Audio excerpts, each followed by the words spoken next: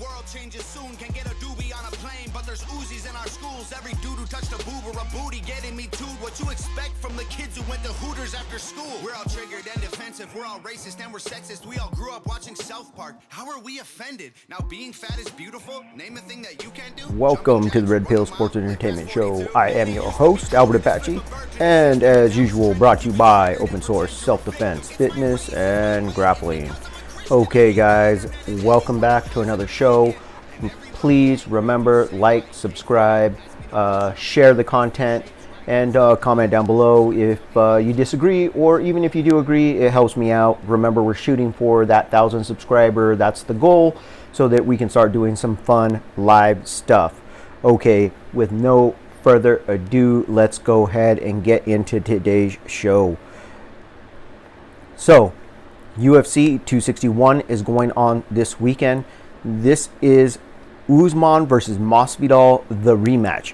Now, this card looks super stacked. It looks like it's going to be super fun. By the way, guys, if you hear some stuff in the background, I apologize. It's a beautiful morning out in the valley of the sun, and so I am enjoying the morning time. So apologize for that. That being said, let's go ahead and get into it. So we got Usman versus Masvidal 2. Really great card. You got 3 different titles on the line. Of course, Usman is putting his title on the line. Weili Zhang is putting her title on the line. And Valentina Shevchenko is facing Jessica Andrade. Now, I'm not going to dive way too deep into each one of the championship fights, simply because look at the people in the fight and enough said. Pretty exciting. They don't need a ton of build up, and it's really enough said. We know what the storyline is with Usman versus Masvidal. We know what's going on. We know that Masvidal has had his title shot and that he did it on 6 days notice. And really, I went back and I watched that fight. Again, I like to watch fights. I like to turn down the volume of the fights when I watch it, because I do not like the bias of the commentators that are commentating the fight. And essentially, what we saw was Usman was not, or what I saw was Usman was not as dominant as we were being told via the narrative of the fight. While they were narrating the fight, you really got this sense that if you listen to just the commentators, that Usman was absolutely dominating Masvidal. That is not, in fact, what happened. In all reality, Masvidal was 100% correct. Usman essentially rubbed feet with him, right? He dominated certain positions, but if the fight, particularly that first round, if that first round was actually scored the way it should be scored, the unified rules say that you're supposed to look at damage done, significant strikes landed. Those are the 2 biggest key factors in who wins a fight. By far, Masvidal did more damage in that first round and landed much more significant strikes. Like, I don't mean in count, I mean the significance of each strike that he landed was much more impactful than those that Usman landed. It looked like Usman got a taste of some of the power and the speed that Masvidal was bringing and decided that, hey, I don't want any part of that. I'm going to take him down to the ground. Now, the pace at which the first round went at in that last fight was ridiculously high. If Masvidal was able to keep that pace with a 6-day notice, I can only imagine the type of pace he's going to be able to bring with a full camp. I'm super excited to see this rematch. I personally, like I said, did not see the same fight everybody else did. I did not see Usman dominating and beating up Masvidal the entire fight. What I saw was dominant control. He was very good. He was a much more dominant wrestler, but he didn't do a ton of damage. He didn't really beat up Masvidal. And that's my opinion, so I'm super excited to see this fight. Next, you got the Weili Zhang Rose Namajunas fight. Rose, what can you say about Thug Rose? She's a head case. She's up, she's down, but she's an amazing fighter. Amazing fighter, super quick, super fast. Weili Zhang, super powerful, is really quick, got great entries, got great angles. They both have really good grappling. I think Rose said it best. Weili Zhang is kind of a mixture of some of the girls that Rose has fought before. You know, she kind of has some striking that it's very similar, you know, to the Boogie Woman. Her grappling, or her wrestling, if you will, is very close to like Andrade. You know, she has a really, really good ground game as well when she gets onto the ground. So she's kind of a blend. She's probably the best, most well-rounded fighter that Rose has fought since she captured that title the first time, you know, and has moved on since then. Her loss to Andrade, in my opinion, was a freak of nature type of loss. If you watch that fight, she was dominating the entire fight. She made a bad tactical decision, and Andrade capitalized. I don't want to diminish Andrade. I think she's a good fighter, but the reality is that she was getting beat up most of that fight. And in their rematch, that was even more apparent. What I did really appreciate about Rose, and I made a video on it, is the fact that, you know, she made her comments about capitalism versus communism, saying better dead than red, and she did not back down from those comments. She stuck to her guns. She knew what she was talking about. Her family has come from a capitalist country, or excuse me, a communist country, escaped to capitalism, and she knows the difference. So I really appreciated that she stuck to her guns. In the past, I've always felt Rose to be a little bit whiny, but it really seems like something switched in her head.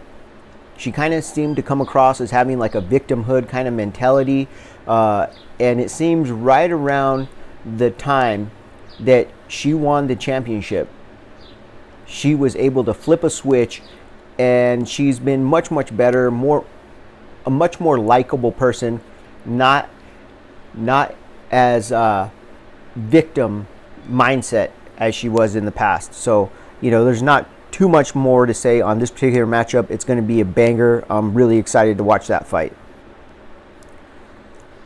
Shevchenko versus Andrade. So here's the fight of the three. I think this is the most interesting matchup. I think this is going to tell us the most about the challenger of all the matchups, right? For the championship. Andrade, she's actually, you know, going to be going up a bit in weight here. She's going up a bit in weight, and it's going to be very, very telling to see if that power and strength that she had in the lower weight class translates into the upper weight class. To be real, I think that we're going to see how far her striking has come. The problems that she had against Rose in both fights do not paint a pretty picture for her going into this fight. And having watched Valentina grapple and honestly, at the end of the fight, get the better of Amanda Nunes in the grappling exchanges, I really don't see Andrade having much of a shot here.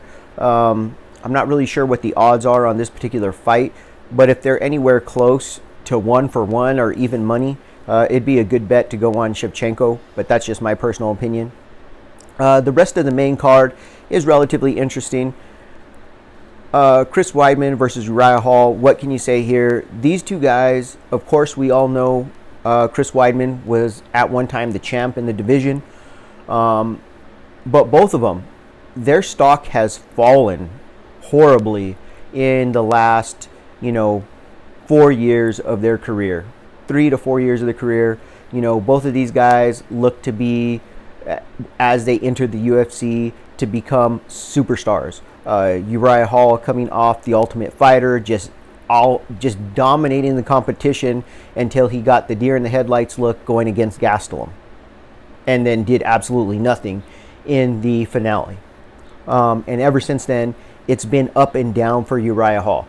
I think Dana White said it best. If Uriah Hall could get his head straight, he's the champ. He's the champ. But the problem is Uriah Hall's worst enemy, his biggest opponent, is himself. Chris Weidman, he kind of has a similar story, a similar backline. If you look at Chris Weidman and his losses in the UFC, almost every loss he's had is due to his own mental mistake in fights that he was winning. Okay? When you look at, that flying knee to Yoel Romero, why did he get kneed in the head? It wasn't just bad timing. Okay? It was that he did not set up that takedown late in the third round. He didn't set it up with any kind of striking, any type of kicks. He reached with his arms before dropping his weight, which telegraphed that particular shot, which gave Yoel that half a second he needed to jump into that flying knee and catch Weidman. And his career was never the same after that, right? Everybody knows his chin wasn't even the same after that. So, that was a huge loss for him. The only other loss I can think of that was really completely on Chris, where he was outclassed, was when he jumped up to 205 and he fought Dominic Reyes. Dominic was just too much for him. 205 was just too much weight for Chris Weidman. I think those guys are just too big for him. But even if you look at his loss against Luke Rockhold when he originally lost the title, he was doing well. He was doing well in that fight. And he just got a little frustrated because he wanted to do more. And he threw that crazy spinning kick and never recovered mentally. It was like something went off in his brain and he never recovered and was quite the same fighter after that. So you really have to look at a ton of these losses that he's had, and that's what makes this fight interesting. It is with both guys, you have to ask yourself, which version are you getting? Are you getting the best Uriah Hall, and are you getting the best Chris Weidman? If you're getting the best of each, I think Chris Weidman wins this fight. I think if you get the best Chris Weidman and a shaky Uriah Hall, Chris Weidman wins the fight. I think if you get a mentally lapsing Chris Weidman, Uriah Hall is going to win this fight. So, because of that reason, because I feel like, you kind of got 2 out of 3 chance that you're going to get the fighter that you want out of Weidman, I think that Weidman's going to win this fight. But it should be interesting. This is the second time these guys have fought. Weidman has beat Uriah Hall before they came into the UFC. You can look up that fight on YouTube, I believe, and check it out if you'd like. And the most interesting fight on the card, in my opinion, on the main card, is going to be Anthony Lionheart Smith versus Jim Crute. Now, if you haven't heard of Jim Crute, I'm not surprised, but he has been around the UFC for a little while. He does have one submission loss. Now, I've gone back and I've watched some of Jim Crute's fights to kind of refresh my memory exactly how those fights went down. Some of his fights have been long in between layoffs. And because he doesn't have the name and isn't in the highlights as much as Anthony Smith, I couldn't really remember exactly. I knew the name, but I couldn't remember exactly how he fought. So I went back, I watched some tape. Jim Crute, I hope, has worked on his takedown defense. His takedown defense is horrible. He stands very, very upright. He brings his legs together and squares up in front of his opponents too often. Too often you see opponents that are not known for being high level MMA grapplers or high level MMA wrestlers shoot in and hit double legs on him. Not a single grab a hold of a leg and then drag him down, like complete doubles where they're able to get their shoulder onto his hip and their hands connected and underneath the shelf of his hips and take him down. It's ridiculous. When you've seen Jim Crute fight guys, the submission loss that he had was to somebody who was a better grappler than he was and close to as strong. Not as good cardio though. Not as good a cardio as him. You saw him lose a lot of those positional battles. Now, as I understand it, Jim Crute is a brown belt in Brazilian Jiu-Jitsu. However, that being said, being a small guy and doing Jiu-Jitsu, being a purple belt, I really appreciate the smaller details of Jiu-Jitsu. That being said, 90% of the techniques that Jim Crute uses, I might even say 99% of the techniques I watch him use in the cage are big guy Jiu-Jitsu techniques. They're things that you can get away with when you're big, you're strong, and you're young, and you have the cardio to do it. I don't know if he's going to have that advantage against Anthony Smith. Let's take a look. I mean, Anthony Smith just has so much more experience. He's got almost 3 times the amount of fights. Actually, he does have 3 times the amount of fights. He has almost 3 times the amount of wins. Reach is on Smith's side. Leg reach is on Smith's side. Height is on Smith's side. And Anthony Smith's jiu-jitsu is very, very good. Now, if Anthony Smith has recovered from some of his defeats and he's learned what he needed to learn, this is going to be a good matchup for Anthony Smith. That being said, Jim Crute is an up-and-comer. This is going to tell us a lot about where each one of these fighters is at. If Anthony Smith struggles with Jim Crute, what that means is he's effectively becoming a gatekeeper at the 205 because he's no longer progressing and he's no longer changing his games and filling holes in his game. If Jim Crute wins, if Jim Crute's able to come in and dominate the fight, that means that he is filling those holes and he is getting better and he's getting more efficient and he's on his way up. So either we're going to see a coming out party for Jim Crute, or we are going to see a Anthony Smith that has gone back to the drawing board and added more tools and ready to make another run. This is the most interesting fight on the main card, in my personal opinion. Watch Jim Crute. If he's able to win, keep a close eye on him through the next year to year and a half. He will definitely be making noise at 205 if he can get past Anthony Smith. All right, guys, that's what I got for today's show. Thanks for listening. Remember, guys, please comment, like, subscribe. Really got to hit that goal of 1,000 subscribers. Really want to go live if we can via mobile. We can do a lot more fun things that way and, have a good time. So that's what I got. Remember, be practical, be purposeful, get fit with a purpose, guys. What you expect from the kids who went to Hooters after school? We're all triggered and defensive, we're all racist and we're sexist. We all grew up watching South Park. How are we offended? Now being fat is beautiful. Name a thing that you can't do. Jumping jacks, run a mile, live past 42. Man, it used to be cool to just flip a bird to the system, and now it's trendy to be triggered and pretend you're a victim. It's my race, it's my weight, it's because I'm a Christian. I hate the internet and anyone who has an opinion. And everybody angry if you say white. Okay, fine. Pass me the brush and I'll paint my face to the shades right. Let's talk about abortion. Sorry, tell me how this works. Bacteria is life on Mars, but a heartbeat isn't life on Earth? Weird. You're so stupid.